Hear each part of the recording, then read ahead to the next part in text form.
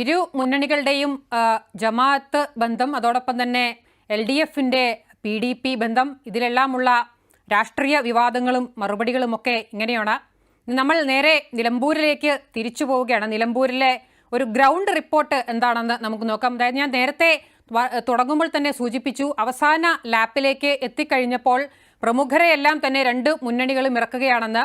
പ്രിയങ്ക ഗാന്ധി വരുന്നുണ്ട്, മുഖ്യമന്ത്രി ഈ ആഴ്ച 3 ദിവസം നിലമ്പൂരിലുണ്ടാവും. നിലവിൽ തന്നെ മന്ത്രിസഭയിലുള്ള LDF മന്ത്രിസഭയിലുള്ള മുഹമ്മദ് റിയാസ് ഉൾപ്പെടെയുള്ള മന്ത്രിമാരൊക്കെ തന്നെ അവിടെ ക്യാമ്പ് ചെയ്ത് പ്രചാരണം നടത്തുന്നുണ്ട്.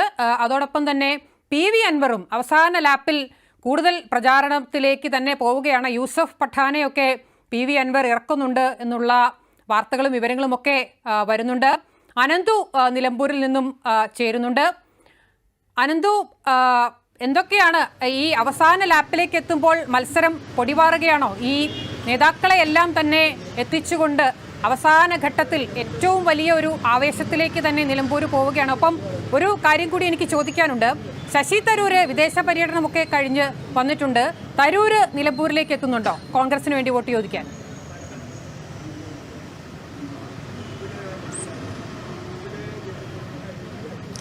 വിനയ സൂചിപ്പിച്ചതുപോലെ തന്നെയാണ് നിലമ്പൂരിലെ തെരഞ്ഞെടുപ്പ് രാഷ്ട്രീയം അല്ലെങ്കിൽ തെരഞ്ഞെടുപ്പ് പ്രചാരണം അവസാന ലാപ്പിലേക്ക് കടക്കുകയാണ്. ഇനി വെറും 8 ദിവസം, 8ാം നാൾ തിരഞ്ഞെടുപ്പാണ്. അതിൻ്റെ ഒരു ആവേശമെല്ലാം നിലമ്പൂരിൻ്റെ മണ്ണിൽ നമുക്ക് കാണാൻ സാധിക്കും. സംസ്ഥാന രാഷ്ട്രീയം ഒന്നാകെ നിലമ്പൂരിലേക്ക് ചുരുങ്ങുന്ന ഒരു കാഴ്ചയാണ് കഴിഞ്ഞ ദിവസങ്ങളെ നമ്മളെല്ലാം കാണുന്നത്. നിലമ്പൂരിൽ എല്ലാ മുന്നണികളും തങ്ങളുടെ എല്ലാ ശക്തിയും എടുത്ത് പ്രചാരണം നടത്തുന്ന കാഴ്ചയാണ് നിലവിൽ കാണാൻ കഴിയുന്നത്. ഇടത് വലതു മുന്നണികളും BJPയും വളരെ ശക്തമായ പ്രചാരണം നടത്തുന്നു. തങ്ങളുടെ പ്രധാനപ്പെട്ട താരപ്രചാരകരെ അടക്കം മണ്ഡലത്തിലെത്തിക്കുന്നു. പ്രധാനപ്പെട്ട നേതാക്കളെ എല്ലാം മണ്ഡലത്തിലെത്തിക്കുന്നു. ഓരോ വോട്ടും ഉറപ്പിക്കുക എന്ന ലക്ഷ്യത്തോടു കൂടിയാണ് എല്ലാ മുന്നണിയും പ്രചരണം നടത്തുന്നത്. നമുക്കറിയാം, വരും ദിവസങ്ങളിൽ നേതാക്കളുടെ ഒരു വലിയ നിര തന്നെ മണ്ഡലത്തിലേക്ക് എത്തുന്നുണ്ട്. LDFിന് വേണ്ടി മുഖ്യമന്ത്രി ഉമ്മൻചാണ്ടി തന്നെ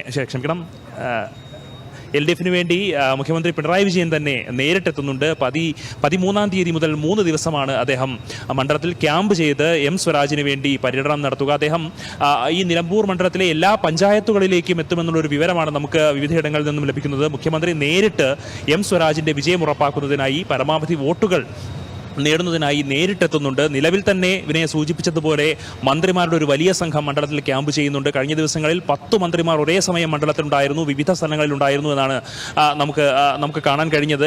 ഇനിയുള്ള ദിവസങ്ങളിലും മന്ത്രിമാരുടെ സാന്നിധ്യമുണ്ട്. ഇന്നൊരു 5 മന്ത്രിമാർ മണ്ഡലത്തിലുണ്ട്. നാളെയും മറ്റന്നാളും അടക്കമുള്ള എല്ലാ ദിവസങ്ങളിലും മന്ത്രിമാരുടെ സാന്നിധ്യം മണ്ഡലത്തിൽ ഉറപ്പുവരുത്തുന്നുണ്ട്. അങ്ങനെ എല്ലാ തരത്തിലുമുള്ള സജ്ജീകരണങ്ങളുമായി LDF മുന്നോട്ട് പോകുന്നു. UDF ആകട്ടെ, പ്രധാനപ്പെട്ട നേതാക്കളെല്ലാം തന്നെ മണ്ഡലത്തിലുണ്ട്.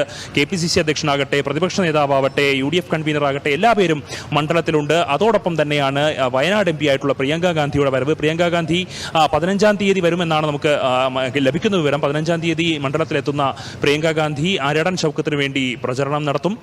ഒപ്പം മറ്റൊരു കാര്യം, BJPക്ക് വേണ്ടിയും എല്ലാ നേതാക്കളും രംഗത്തിറങ്ങിയിട്ടുണ്ട്. ഇന്ന് മുൻ കേന്ദ്രമന്ത്രി V മുരളീധരൻ മണ്ഡലത്തിലുണ്ട്. അദ്ദേഹത്തിൻ്റെ പത്രസമ്മേളനം ഇപ്പോൾ നടക്കുകയാണ്. അദ്ദേഹം അഡ്വക്കേറ്റ് മോഹൻ ജോർജിന് വേണ്ടി വോട്ട് അഭ്യർത്ഥിക്കുന്നുണ്ട്. സംസ്ഥാന നേതാക്കളെ അടക്കം BJPയും രംഗത്തിറക്കുന്നുണ്ട്. മറ്റൊരു കാര്യം പറയാനുള്ളത് PV അൻവറിൻ്റെ വിഷയമാണ്. PV അൻവറിന് വേണ്ടി തൃണമൂൽ കോൺഗ്രസിൻ്റെ MPയും മുൻ ക്രിക്കറ്റ് താരവുമായ യൂസഫ് പത്താൻ എത്തുന്നു എന്നുള്ളതാണ് ഏറ്റവും പ്രധാനപ്പെട്ട മറ്റൊരു കാര്യം. അദ്ദേഹം 15-ാം തീയതി വൈകുന്നേരമാണ് എത്തുന്നതെന്ന് മനസ്സിലാക്കാൻ സാധിക്കുന്നു. യൂസഫ് പത്താൻ അൻവറിന് വേണ്ടി രംഗത്തിറങ്ങുന്നു എന്നാണ് മനസ്സിലാക്കാൻ സാധിക്കുന്നത്. നമുക്കറിയാം, കേരളത്തിലെ തൃണമൂൽ കോൺഗ്രസിന്റെ വിഭാഗം അൻവറിനോട് അത്ര സ്വരച്ചേർച്ചയിലല്ല. എന്നിരുന്നാൽ തന്നെയും തൃണമൂൽ കോൺഗ്രസിന്റെ ഒരു MPയെ തന്നെ അൻവർ കളത്തിലിറക്കുന്നു. അനന്തു, തരൂര് വരുന്ന കാര്യം വല്ലതും പറഞ്ഞു കേൾക്കുന്നുണ്ടോ കോൺഗ്രസ് നേതാക്കളുടെ അടുത്തുനിന്ന്?